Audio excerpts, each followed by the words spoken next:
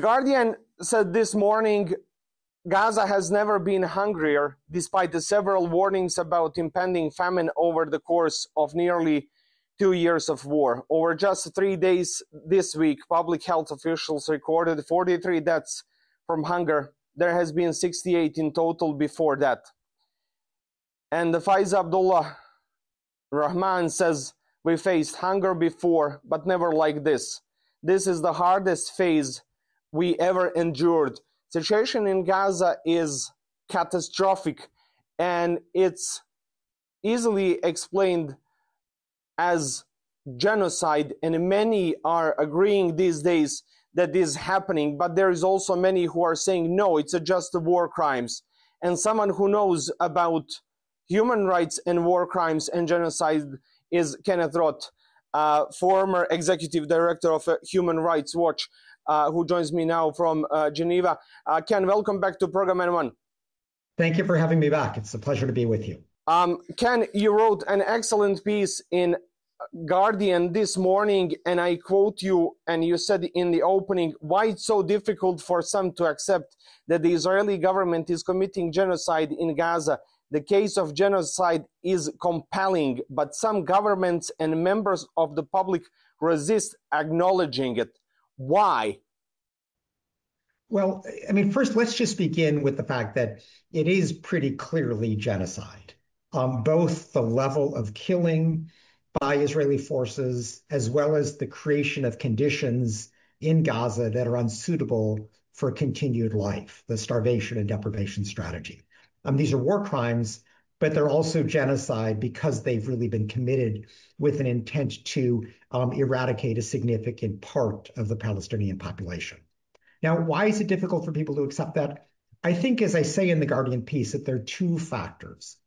One is the fact that the state of Israel was created as a haven for Jews from genocide, from the Holocaust.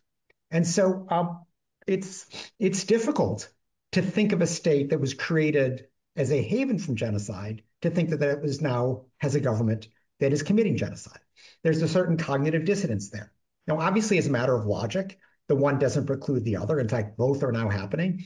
But I think that that has created a certain psychological barrier that makes certain people more reluctant to acknowledge Israel's genocide today. The other factor, though, is I think the way we tend to understand genocide in popular terms. And that's because I think the two genocides that weigh the most in the popular consciousness are the Holocaust and then the genocide that took place in Rwanda in 1994. And in each of those, the aim was to kill as many Jews as possible by the Nazis, as many Tutsis as possible by the Hutu extremists in Rwanda. The aim was, in a sense, to kill a targeted group in whole, to use the terminology of the Genocide Convention. But the Genocide Convention, which has been joined by 153 governments, defines genocide to include an intent to destroy not only a group in whole, but also a group in part. And that's, I think, the way to understand what's happening in Gaza today. Israel is not trying to kill every single Palestinian. What it's trying to do is to kill enough Palestinians and to create conditions in Gaza that are so severe that it drives 2 million Palestinians out of Gaza. It wants to ethnically cleanse Gaza. It wants to have another so-called Nakba as a way of sort of solving the Israeli-Palestinian problem by getting rid of the Palestinians. And so this is genocide to destroy a part of a designated group. It's genocide as a means to the ends of forced deportation.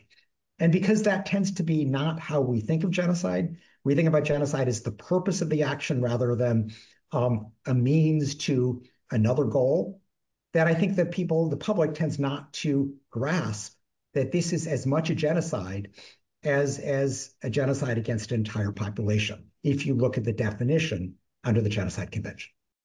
Ken, you mentioned Rwanda and Holocaust, but also we have Srebrenica here in Bosnia and Herzegovina, which happened just 30 years ago. Last week, we commemorated the 30th anniversary of that genocide. Many here in the Western Balkans are still prone to negate that genocide and say, no, it didn't happen. It's a grave crime. It's a crime against humanity. It's not genocide. Is this the same situation with Gaza at the moment when people are going with that undermining, it's not a genocide, it's a crime, it's a war crime, it's a crime against humanity, and saying, yeah, it doesn't need to be clarified as a genocide because it's still a grave crime when it comes to Gaza? I do think that there are parallels there. I mean, first, we should be clear that what happened in Srebrenica, the deliberate killing, the execution of 8,000 Bosnian Muslim men and boys, was a clear genocide. It was found to be a genocide both by the International Criminal Tribunal for the former Yugoslavia, which convicted Ratko Mladic and Radovan Karadzic for having overseen that genocide. It was also found to be a genocide by the International Court of Justice, the World Court. So it is clearly a genocide. But if people say, oh, it was a war crime, it was a crime against humanity, the one doesn't preclude the other. In other words, it was all of the above. The fact that something's a war crime doesn't mean it cannot also be a genocide. That's what Srebrenica was. Now, in Gaza, it's something similar. I mean, the defenders of the Israeli government don't even admit to war crimes, but clearly there are large-scale war crimes going on. The deliberate starvation of a civilian population, a classic war crime. Indiscriminately bombing entire Palestinian neighborhoods in Gaza, a war crime. Attacking even military targets, knowing that the civilian cost will be wholly disproportionate, another war crime. None of that is a defense to genocide. And so I think we have to recognize that it's possible. I mean, just as if you commit a crime on the street, you can be charged with multiple crimes for that same act. Still, here in the case of Gaza, it's entirely possible that Israel is committing war crimes, crimes against humanity, and genocide. And in fact, I think that that is the appropriate interpretation of what's happening. Now, we know when it came to Rwanda that there was element, same as in Bosnia, in war crimes, of propaganda and use of derogatory terms, dehumanization of groups, Bosniaks or people in Rwanda. That same is happening in Gaza all over the time since this started. Is that also a part of that strategy to commit all those crimes about which we are speaking at the moment? Well, I think what we see in most genocidal situations is a dehumanization of the victims. People have a hard time killing other human beings. And so if you can somehow dehumanize the victims to say they're less than regular humans, they don't deserve to live, it makes it easier for genocide to take place. And so you see this, with Israel saying, oh, these are just a bunch of terrorists, or this is all Hamas's fault. There's an effort to pretend that it's not responsible for the large-scale starvation and killing of Palestinian civilians. And you saw something similar with the dehumanization of Bosnian Muslim men and boys. You saw it in Rwanda with the dehumanization of the Tutsis. This laying of the groundwork is part of what makes it just practically possible, psychologically possible, for genocide to unfold. It also, frankly, can be indicative of genocide intent. When the Israeli former defense minister, Yoav Gallant, said, these are just human animals, referring to the entire population of Gaza, that is an invitation to genocide. It's basically saying to Israeli soldiers, don't worry, these are not real people. They're just human animals. They can be slaughtered. And so, that dehumanization is also indicative of the genocidal intent that is a key element of the crime of genocide. Current defense minister Israel Katz recently says that he has intention of forming so-called humanitarian city in Gaza. That sounds to me like a safe zones in Bosnia and Herzegovina. And he says if they want to leave, they can leave only to the third country. But we know that those third countries will not accept 2.2 or 2.1 million of Palestinians. Is that also part of that same strategy? Because Nathan Thrall recently told me here in this studio that intent of Israeli government is to ethnically cleanse and permanently free, quote unquote, that area of Palestinians. Well, first, I think the comparison to the safe zones in Bosnia, the so-called safe zones, is more the displaced persons camps that have been created throughout Gaza, where they're supposedly safe, but in fact, Israel has repeatedly bombed them and often will force people to move from one camp to another camp and then bomb the new camp anyway. So there are parallels there. I think this so-called humanitarian city, what it's really about is concentrating a large number of Palestinians in Gaza close to the border. It's no accident that this proposed humanitarian city is not in northern Gaza. It's in southern Gaza. It's where Rafah, the city, used to be, right on the Egyptian border, with the idea being you concentrate everybody there and then you push them across the border. You complete the process of ethnic cleansing. That is, quite explicitly the goal articulated by, the far right Israeli ministers, Ben-Gvir and Smotrich. It's now the officially proclaimed policy of Netanyahu, who was following Trump's idea of, creating a Gaza Riviera, get rid of the Palestinians. So this is, a pretty openly articulated Israeli government policy. The difficulty, as you note, is that Egypt doesn't want them. Egypt doesn't want to be complicit in another crime against humanity. Egypt doesn't want to take part in another Nakba. And so in those circumstances, Israel's a bit stuck, and it seems to be trying to create conditions in Gaza that are so desperate, where there is so much loss of life, that not only do the Palestinians feel that they have no choice but to abandon their homeland, but the neighboring countries feel that the only humane thing to do is to take them in, to accept that they're going to be party to ethnic cleansing. That is a hugely cynical war crime strategy. It's a crime against humanity, and I think it is appropriately understood as genocide.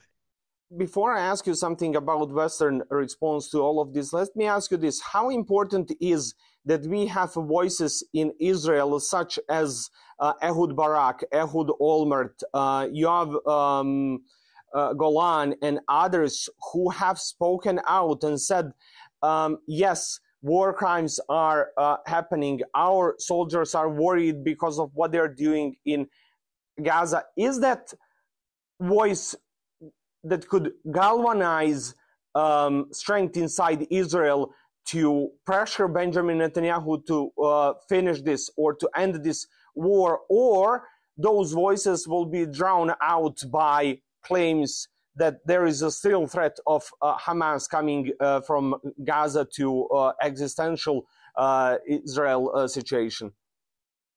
I don't think anybody thinks anymore that Hamas continues to pose an existential threat.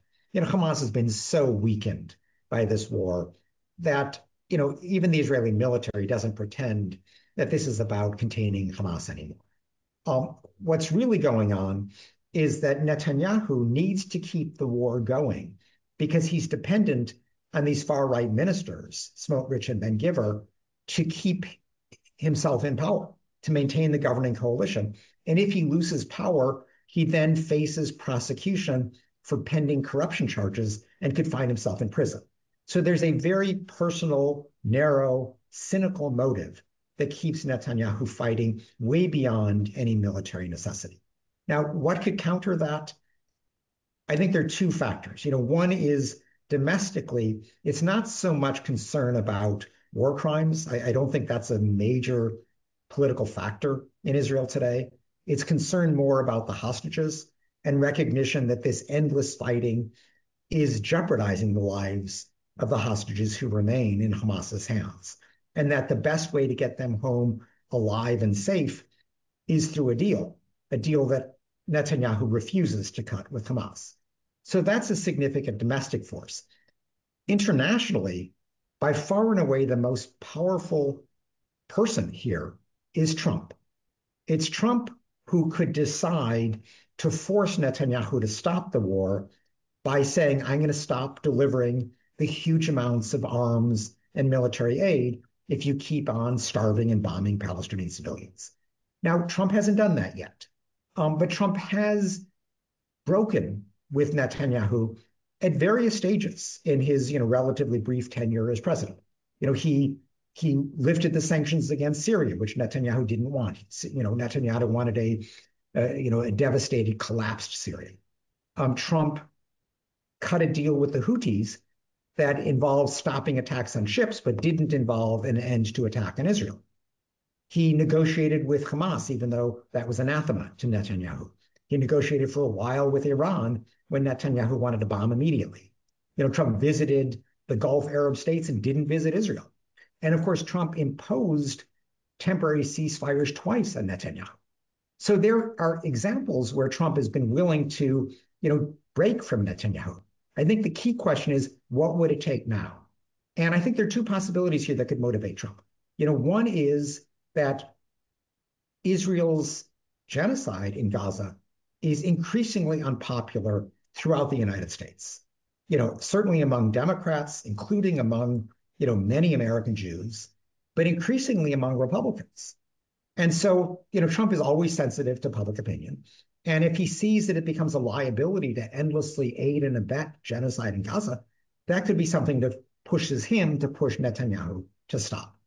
The other thing is that Trump, wants a Nobel Peace Prize. He's not going to get a Nobel Peace Prize by underwriting ethnic cleansing in Gaza. He would get a Nobel Peace Prize if he stopped the genocide and forced Netanyahu to accept a significant path toward a Palestinian state. Trump's, ambitions are great. He admires Israel. He, generally supports Israel.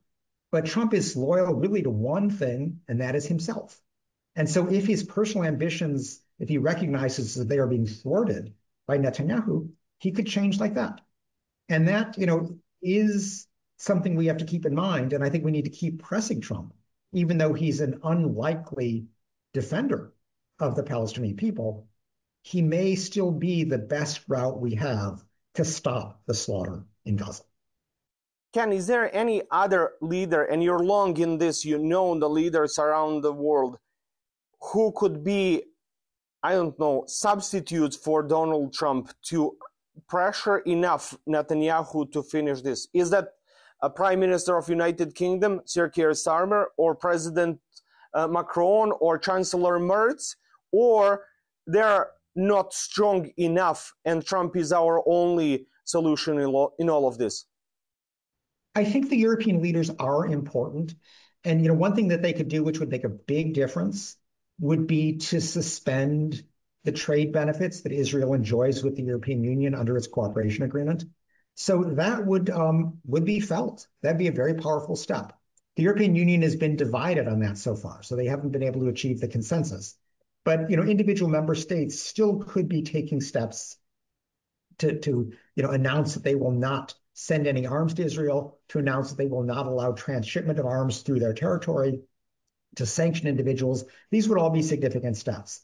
As for the individual European leader who has the greatest potential to have kind of a moral influence on Netanyahu, I would think that it's Chancellor Merz in Germany.